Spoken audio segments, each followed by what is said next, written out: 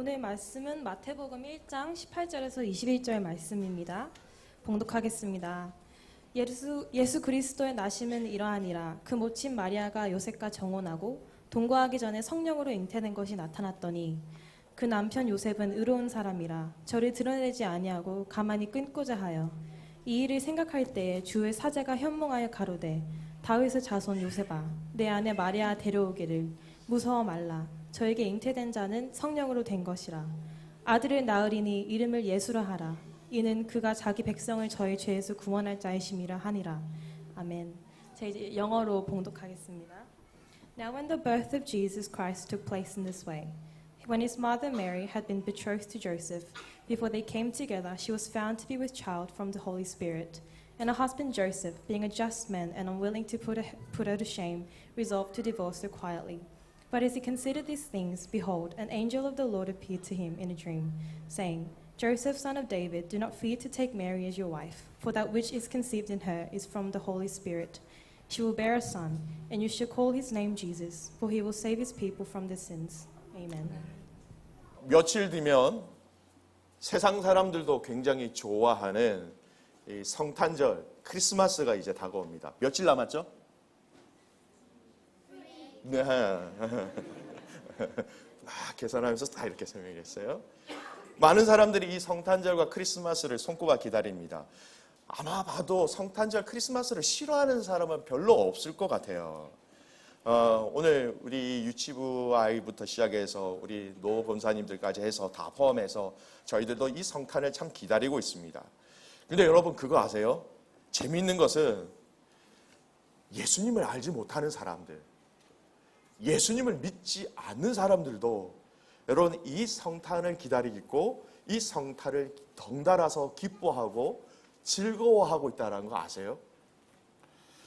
예수님을 믿든지 안 믿든지 이 성탄을 모든 사람들이 이상하게 기다리고 있는 것 같아요.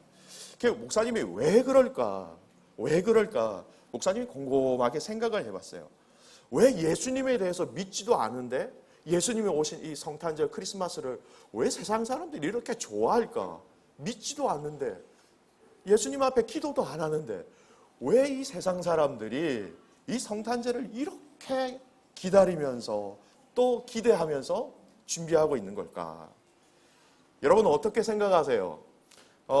조금 있으면 예수님의 성탄 생일인데 예수님을 믿지 않는 그들이 왜 예수님의 성탄을 이렇게 기뻐하고 기다리면서 즐거워할까요? 유치부 친구들한테는 좀 어려울 수 있는데요.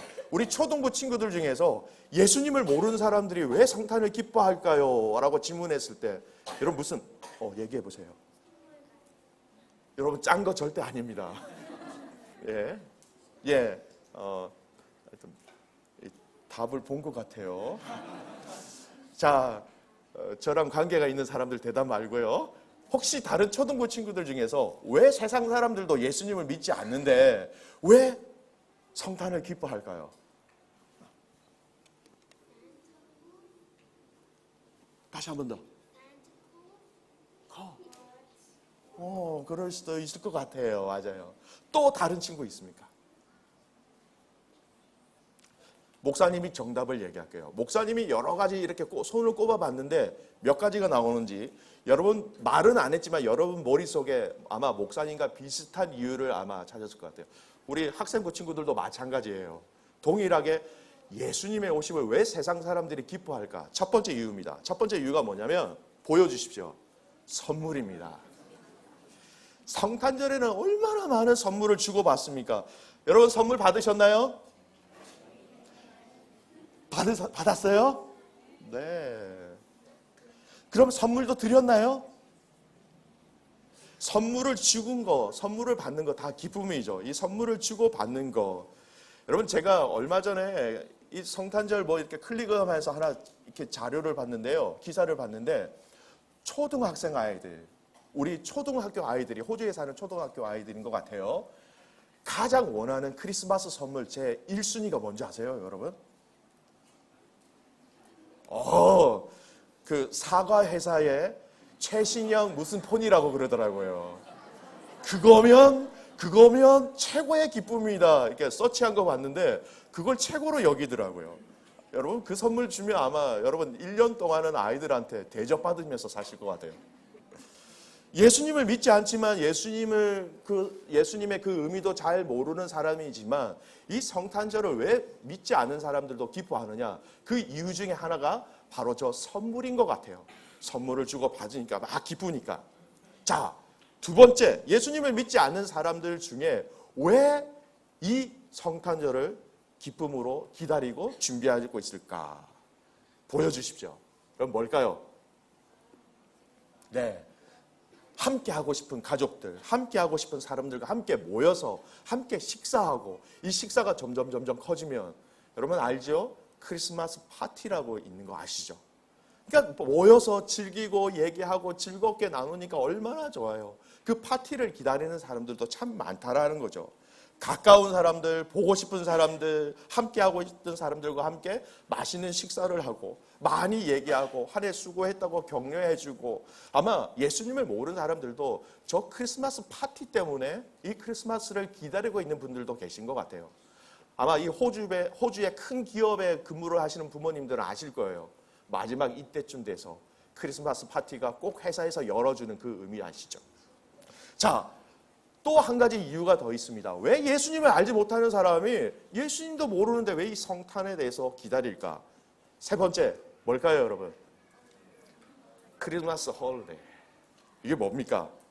크리스마스는 일을 안 하지요. 크리스마스는 다 그런 건 아니에요. 일하시는 분도 있긴 있어요. 그런데 크리스마스 이때에 우리는 휴식을 가집니다. 쉼을 가진다는 것이죠. 크리스마스 휴가의 이 휴식 시간을 통하여서 우리의 몸과 마음이 좀 여유 있게 쉼을 누린다라는 것이죠. 그래서 여러분 크리스마스 브레이크라는 단어가 지금 유행하고 있는 거 아세요? 크리스마스 브레이크, 크리스마스 휴가라는 거예요. 이 휴가 기간 동안 1년 동안 열심히 일하고 했던 거 쉼을 누린다는 것이죠. 우리 학생부 초등부 친구들 다 대답해 보세요. 스쿨 할리데이 있으면 좋아요, 안 좋아요? 안 좋아요. 이러면 큰일 나는데요. 제가 설교를 못 하는데 어떻게 하죠? 우리 성준이는 학교를 너무 좋아하는가 봐요. 성준이는 보통 학교 스쿨 할리데이 좋아하죠, 여러분?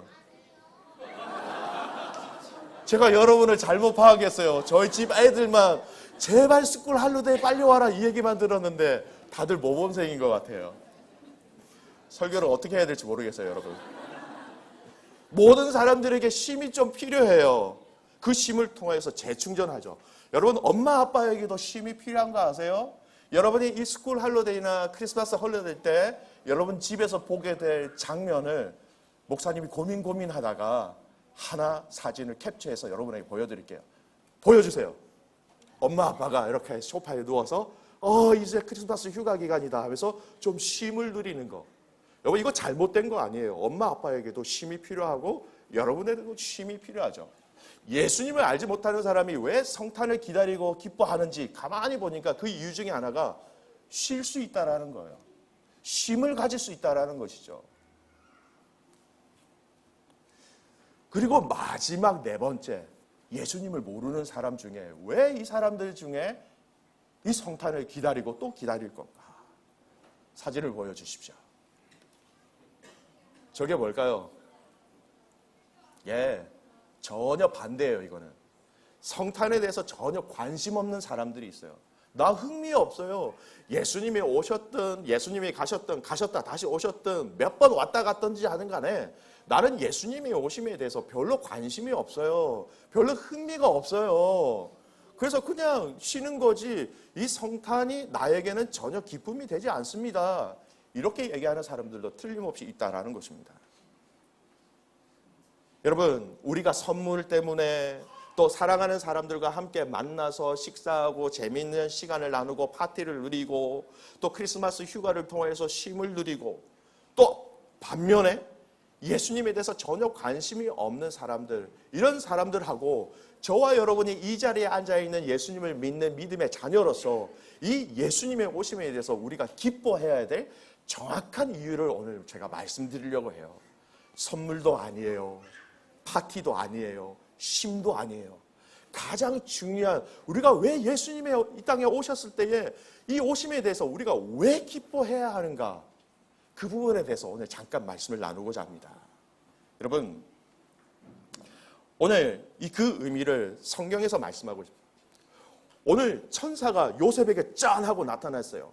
그래서 예수님의 태어나실 거에 대해서 얘기하는데 예수님의 이름에 대해서 말씀하는 거예요. 그 이름을 예수라 하라. 누구라 하라? 예수라 하라. 근데 그 이름이 뭐냐? 그 이름의 그 이름의 뜻이 뭐냐? 그가 사랑하는 당신의 자녀들을 그들의 죄에서 구원하여 주실 분이다라는 것이 예수님의 이름의 의미라는 겁니다. 예수님이 우리의 죄를 구원하여 주실 분입니다라는 것이 이 예수님의 이름 안에 이미 들어가 있다라는 거예요. 이것 때문에 우리가 기뻐해야 한다라는 것이에요. 우리가 왜 기쁨을 누려야 하는가라는 이 부분들을 위해서 먼저 과거로 돌아가서 더 처음으로 돌아가서 살펴봐야 될 내용이 있습니다. 먼저 저거 한번 읽어볼까요? 예수님 시작. 예수님 자기 백성을 그들의 죄에서 구원하실 자. 영어로 한번 읽겠습니다. Jesus, He will save His people from their sins. 죄에서 구원하실 분이라는 거예요.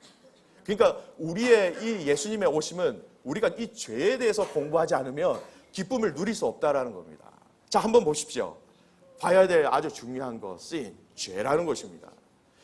우리가 기뻐하기 위해서 이 죄의 문제를 정확하게 알아야 된다는 거예요. 예수님이 이 땅에 오셨는데 이 죄의 문제를 해결하시기 위해서 오셨다라는 것을 우리가 믿지 않으며 정확하게 받아들이지 않으면 우리 안에 진정한 기쁨이 없다라는 것이죠. 자, 여러분, 죄하면 가장 먼저 생각나는 사건이 여러분 뭐가 있을까요? 죄. 어디서부터 이 죄의 사건이 일어났을까요? 사진을 보여드릴게요. 다음 사진을 보여주세요. 여기가 어딜까요, 여러분? 그렇죠. 에덴 동산입니다. 에덴 동산에서 하나님이 너 먹지 마라는 선악을 알게 하는 이 나무를 열매를 보고 사단이 와서 계속해서 유혹하는 거예요.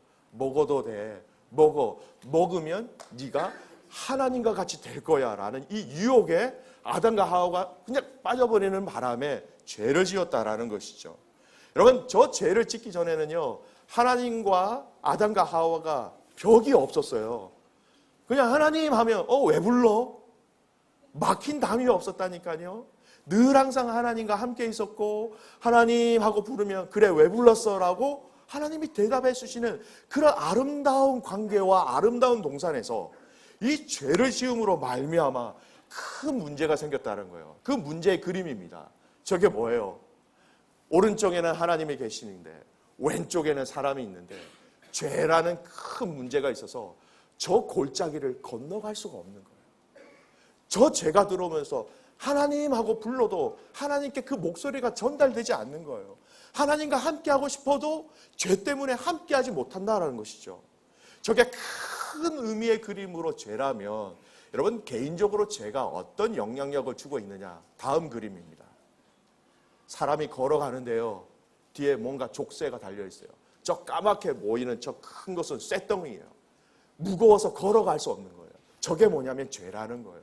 우리의 마음대로 우리의 발을 움직일 수 없도록 묶어매는 저 죄 때문에, 우리 힘으로 저 죄를 끊고자 하여도 끊을 수 없는 저 죄 때문에 예수님이 대신 이 땅에 오셨다라는 거예요. 자, 다음 그림을 보여주십시오. 멋지게 예수님이 저 쇠사슬을 끊어주셨다라는 거예요. 저 쇠사슬을 끊어주심으로 말미암아 더 이상 우리가 죄의 종이 아니라 하나님 아버지의 자녀로, 하나님 아버지의 아들과 딸로 우리를 바꿔주셨다라는 겁니다. 그 문제가 됐던 큰 그림이 어떻게 바뀌었느냐? 다음 그림입니다. 보세요. 그 갭에 누가 계세요, 여러분? 예수님이 계시는 거예요. 예수님이 그 갭을 십자가를 통해서 막아주셨고 이어주셨기 때문에 누구든지 예수님을 통하여서 하나님께 갈 수 있도록 이 땅에 오신 그 예수님, 그것을 위하여서, 우리의 구원을 위하여서, 우리의 생명을 위하여서 저 넓은 그 갭을 메꿔주시기 위해서 예수님이 오셨기 때문에 저와 여러분은 그것 때문에 기뻐해야 한다라는 것입니다. 여러분, 선물이 아니에요. 여러분, 파티가 아니에요. 여러분, 쉼이 아니에요. 예수님이 이 땅에 오신 이 성탄절날 우리가 진짜 기뻐해야 될 가장 본질적인 이유가 뭐냐? 우리 힘으로 감당할 수 없는 이 죄의 문제를 해결하셨고 자유하게 하셨고 우리가 하나님 앞으로 갈 수 있도록 브릿지 역할을 해주셨다라는 겁니다. 여러분, 한번 그림을 하나 자세히 보여드릴게요. 사진이에요. 마지막 사진 중에 하나인데요. 저게 뭘까요, 여러분? 예수님께서 등장인물은 예수님과 베드로예요. 어떤 사건일까요? 그래요, 맞아요. 바다를 건너가는 거죠. 바다를 걸어오시는 그 예수님을 보고 베드로가 주님 저도 하고 나가서 걷다가 쑥 빠져버려요. 근데 예수님이 잡아서 손을 잡고 일으켜 세우시면서 물에 빠진 이 베드로를 건져 주셨지요. 저를 따라 하셨으면 좋겠습니다. 건져 주심. 다시 한 번 더 건져 주심. 여러분, 이게 구원이라는 의미예요. 구원하면 굉장히 어려운 말인 것 같죠? 아니에요. 그냥 빠져있는 그 영혼을, 사람을 건져 주심. 이것이 바로 구원이라는 의미입니다. 여러분, 말씀을 정리합니다. 오늘 우리가 이 성탄절날 기뻐해야 될 이유가 뭔지 아세요? 어려운 말 쓰지 마세요. 죽음에서, 죄에서 우리를 건져 주심이에요. 이 건져 주심이 우리의 찬양의 대상이고 우리의 기쁨의 이유가 되어야 한다라는 것입니다. 마지막 우리의 삶에 한번 적용해 봤으면 좋겠습니다. 그림을 하나 보여주시죠. 저는 개인적으로 저 그림을 너무너무 이렇게 좋아해요. 여러분 잘 보일지 모르겠는데요. 물 속에 계신 예수님이 아니에요, 여러분. 반대로 생각하셔야 돼요. 물 밖에 예수님 계시는데 물 속으로 손을 넣으시는 거예요. 베드로가 물에 빠졌을 때, 바다에 빠졌을 때 물 밖에서 손을 넣어서 건져내어 주심. 이것이 구원이죠. 이것이 우리의 기쁨의 이유가 되어야 한다는 것입니다. 사랑하는 교회 믿음의 가족 여러분, 여러분의 오늘 지금 현재 여러분의 삶 속에서 행여나 여러분이 어려움과 슬픔과 고통과 절망과 그런 아픔의 깊은 바다 속에 거하고 있는 여러분의 가족이나 여러분 상황들이 있으십니까? 여러분 저것을 기억하십시오. 우리가 바닥 밑에 거한다 할지라도 우리의 감정과 우리의 상황과 우리의 환경이 바닥 중에 바닥에 거한다 할지라도 물 밖에서 손을 넣으셔서 그 완전하시고 의로우신 그 예수님의 손이 그 바닥 깊은 곳까지 들어오셔서 여러분 우리를 건져내어 주심을 믿으시기를 주님의 이름으로 축복합니다. 그 건져주시면요, 그 영혼을 구원하여 주신 그 건져주심 뿐만 아니라 이 땅에서 우리를 살리시고 우리를 인도하시고 우리를 보호하시는 그 놀라운 예수님의 손길 때문에 저와 여러분이 날마다 일상적인 삶 속에서 그 기쁨을 누리시는 귀한 믿음의 가족들 되시기를 주님의 이름으로 축복합니다.